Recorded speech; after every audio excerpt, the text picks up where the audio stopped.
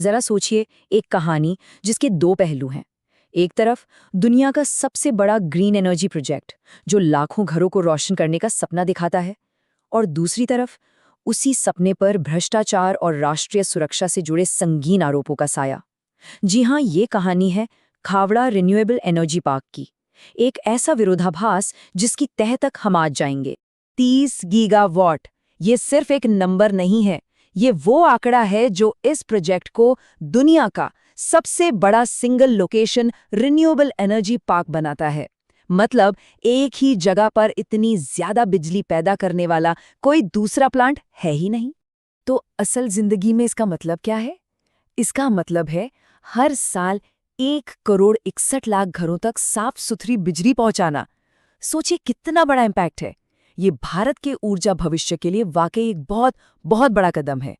इसके साइज का अंदाजा लगाना भी सच कहूं तो बहुत मुश्किल है। बस इतना समझ लीजिए, पेरिस शहर तो जानते ही होंगे, ये प्रोजेक्ट उससे 5 गुना बड़ा है। 5 गुना। ये कोई मामूली पावर प्लांट नहीं है, ये तो गुजरात के नमक के रेगिस्तान में एक पूरा का पूरा एनर्जी सिटी बसाने जैसा है। तो चलिए अब जरा इस विशालकाय ग्रीन एनर्जी प्रोजेक्ट के अंदर झांकते हैं। देखते हैं कि आखिर इतनी बड़ी महत्वाकांक्षा के पीछे किस तरह की कमाल की इंजीनियरिंग छिपी है और इसे हकीकत में कैसे बदला जा रहा है।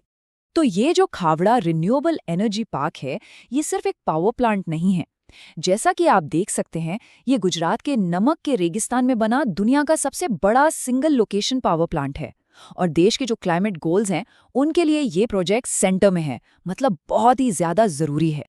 लेकिन इसे बनाना कोई बच्चों का खेल नहीं था। जरा सोचिए, इसे एक ऐसी जगह बनाया गया है जो अस्थिर नमक का दलदल है। यहाँ की हवा में इतना नमक है कि लोहा तक गल जाए, इसलिए special C5 corrosion resistant coatings लगानी पड़ी। और तो और ये इलाका भूकंप के सबसे खतरनाक जोन V में आता है। पानी की तो इतनी किल्लत है कि सोलर पैनल्स की सफाई भी बिना पानी वाले रोबोट्स करते हैं, और इस पूरे सिस्टम को एक AI पावर्ड कंट्रोल सेंटर से मॉनिटर किया जाता है। मतलब हर कदम पर एक नया चैलेंज। ये सब सुनने में तो कमाल लगता है ना? एक इंजीनियरिंग का चमत्कार। लेकिन सवाल ये है कि इस जबरदस्त महत्वाकांक्षा की असली कीमत क्या है? और यहीं से कहानी एक बिल्कुल नया और थोड़ा अंधेरा मोड़ लेती है। और वो मोड़ है $265 मिलियन का एक कथित घोटाला। जी, ये वो पहला बड़ा विवाद है जिसने इस प्रोजेक्ट पर सवाल खड़े कर दिए। ये मामला जुड़ा है अमेरिकी डिपार्टमेंट ऑफ जस्टिस की एक चार्जशीट से, एक इंटरनेशनल ब्राइबरी केस जिसने सबको चौंका दिया। तो सवाल उठता है कि इस कथित घोटाले की जड़ कहाँ थी? देखिए, प्रॉब्लम शुरू हुई एक सरकारी टेंडर से। इस टेंडर से जो बिजली बननी थी वो इतनी ज्यादा महंगी थी कि कोई भी राज्य उसे खरीदने को तैयार नहीं था। और अगर बिजली बिकती नहीं तो $2 बिलियन से ज्यादा का मुनाफा सीधे सीधे खतरे में था। तो अमेरिकी प्रोसिक्यूटर्स के मुताबिक इसका एक सीधा सा लेकिन बहुत ही दुस्साहसी रास्ता निकाला गया। पहला कदम, बिजली बिक नहीं रही थी तो कॉन्ट्रैक्ट्स बेकार थे। दूसरा कदम, आरोप है कि राज्य के अधिकारियों को रिश्वत दी गई ताकि वो ये महंगी बिजली खरीदने पर मजबूर हो जाएं। और तीसरा कदम, पावर सेल अग्रीमेंट साइन करवाकर अपना मुनाफा पक्का कर लिया गया। एक सिंपल सी कथित स्कीम। और ये कथित भ्रष्टाचार सिर्फ एक राज्य तक सीमित नहीं था। जैसा कि चार्जशीट में आरोप है, ये एक सोची समझी देशव्यापी स्कीम थी। जैसा कि आप देख सकते हैं, इसमें आंध्र प्रदेश, ओडिशा, तमिलनाडु जैसे कई राज्य शामिल थे। और सबसे बड़ी रिश्वत लगभग $228 मिलियन कथित तौर पर आंध्र प्रदेश में दी गई। और बात यही नहीं रुकती, इस पूरे मामले को और भी ज्यादा सनसनीखेज बनाते हैं वो कोड नेम जो चार्जशीट में मेंशन किए गए हैं। आरोप है कि गौतम अडानी को न्यूमेरो उनो या द बिग मैन जैसे नामों से रेफर किया जाता था। सुनने में बिल्कुल किसी फिल्मी कहानी जैसा लगता है ना? और प्रोसिक्यूटर्स का दावा है कि ये सिर्फ हवाई बातें नहीं हैं। उनका कहना है कि ये पूरा केस एक मजबूत डिजिटल ट्रेल पर बना है। इसमें मोबाइल फोन लॉग्स हैं, तस्वीरें हैं, और तो और डिटेल्ड स्प्रेडशीट्स भी हैं जिनमें कथित रिश्वत का पूरा हिसाब किताब रखा गया था। लेकिन कहानी में एक और बड़ा ट्विस्ट बाकी है। घोटाला और रिश्वतखोरी के आरोपों से आगे बढ़कर अब हम बात करेंगे एक ऐसे मुद्दे की जो सीधे सीधे देश की सुरक्षा से जुड़ा है, एक समझौता की गई सीमा। देखिए, दशकों से पाकिस्तान बॉर्डर पर एक नियम था, 10 किलोमीटर का नो गो जोन। मतलब बॉर्डर से 10 किलोमीटर अंदर तक कोई कंस्ट्रक्शन नहीं। ये इसलिए जरूरी था ताकि सेना को निगरानी के लिए एक साफ लाइन ऑफ साइट मिले और जरूरत पड़ने पर टैंक्स आसानी से मूव कर सकें। लेकिन इस प्रोजेक्ट के लिए इस बफर जोन को 10 किलोमीटर से घटाकर सिर्फ 1 किलोमीटर कर दिया गया। ये एक बहुत बड़ा बदलाव था जिसने कई सुरक्षा चिंताओं को जन्म दिया। और जिस तरह से ये सब हुआ वो टाइमलाइन कई गंभीर सवाल खड़े करती है। देखिए, अप्रैल 2023 में रक्षा मंत्रालय की एक हाई लेवल मीटिंग होती है। मई में सरकार बॉर्डर के बफर जोन को 10 किलोमीटर से घटाकर 1 किलोमीटर कर देती है।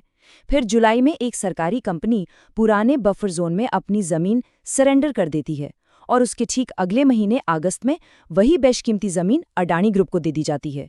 ये पूरी प्रक्रिया बहुत तेजी से हुई। रिपोर्ट्स के मुताबिक सेना के अधिकारियों ने इस फैसले पर गंभीर चिंताएं जाहिर की थीं। उनका सवाल था कि अगर कभी बॉर्डर पर बारूदी सुरंगें बिछाने की जरूरत पड़ी तो क्या होगा, या फिर अगर कोई आक्रामक मिलिट्री ऑपरेशन करना पड़ा तो उसमें स्पेस और सरप्राइज का एलिमेंट कैसे बचेगा। ये बहुत ही वैलिड और गंभीर सवाल।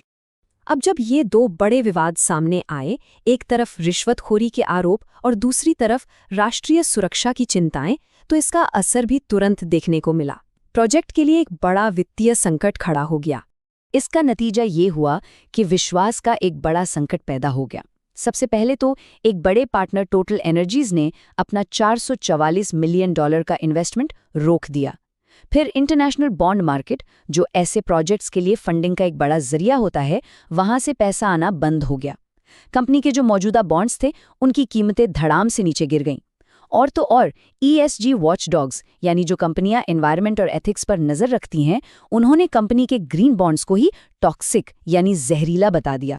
तो इन सब के बाद हम वापस वहीं आ जाते हैं जहां से हमने बात शुरू की थी, खावड़ा पार की इस विरोधाभासी विरासत पर। एक तरफ इसमें कोई शक नहीं कि ये एक इंजीनियरिंग का नायाब नमूना है, एक ऐसा प्रोजेक्ट जो हर साल 5 crore 80 lakh ton carbon dioxide को हमारे वायुमंडल में जाने से रोक सकता है। ये पर्यावरण के लिए एक बहुत बड़ी जीत है। लेकिन सिक्के का दूसरा पहलू भी है। ये प्रोजेक्ट आज 3 बहुत बड़े जोखिमों से घिरा हुआ है। पहला है फाइनेंशियल रिस्क, यानी पश्चिमी देशों से कम लागत पर पैसा मिलना अब मुश्किल हो गया है। दूसरा है लीगल रिस्क, अमेरिका में चल रहा केस लंबा खिंच सकता है और भारी जुर्माना भी लग सकता है। और तीसरा और शायद सबसे गंभीर है स्ट्रैटेजिक रिस्क। ये प्रोजेक्ट एक संवेदनशील बॉर्डर पर एक परमानेंट सिक्योरिटी लायबिलिटी बन गया है।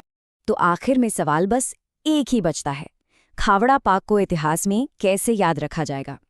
क्या ये भविष्य के लिए एक ग्रीन ब्लूप्रिंट बनेगा, या फिर एक ऐसी चेतावनी भरी कहानी जो हमें सिखाएगी कि तरक्की की राह में किन चीज़ों को दांव पर नहीं लगाना चाहिए? इसका जवाब तो शायद वक्त ही देगा। लेकिन ये एक ऐसा सवाल है जिस पर सोचना हम सबके लिए ज़रूरी है।